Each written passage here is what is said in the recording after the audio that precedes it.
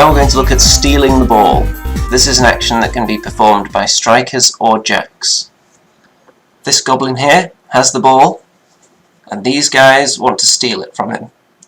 Now, jacks can only move one hex as part of a steal action, which seems to be the theme for these guys. They can do pretty much everything, they just can't move very far before they do it as part of an action because they're not specialised.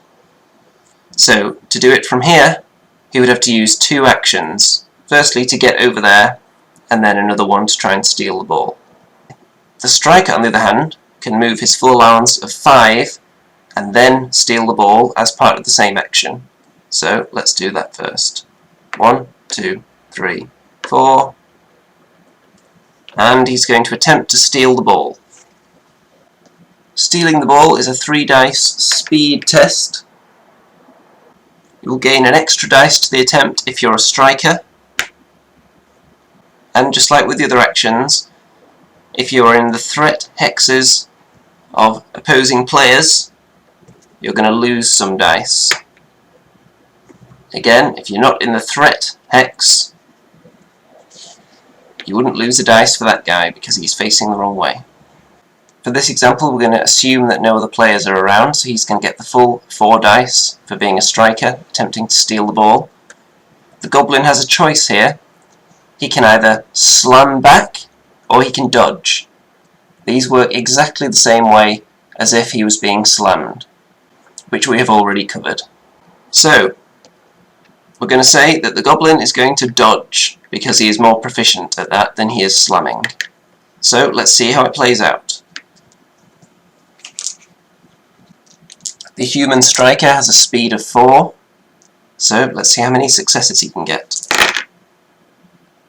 2 so far, but we're going to roll this 6 again, and he gets another. So he has 3 successes. Now the Goblin Jack has a speed of 3+, and he is going to attempt to dodge.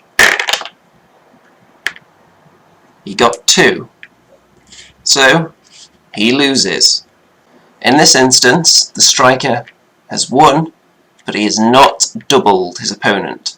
So instead of stealing the ball is going to scatter.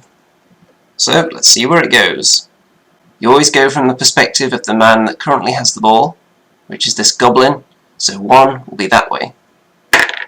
4, so 1, 2, 3, 4. Straight backwards. 1. So the ball will be deposited there. Now had the striker doubled the goblin's result, like this, he would immediately take the ball away from the goblin, and he would gain the ball.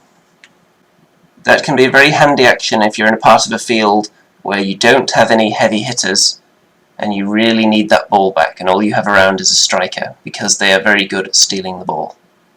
If I was doing the same thing with the jack, let's just assume he's here, so that he is able to steal the ball in a single action. He would move in, he would just get the standard 3 dice to steal the ball. He would not get an extra one, because he is not a striker.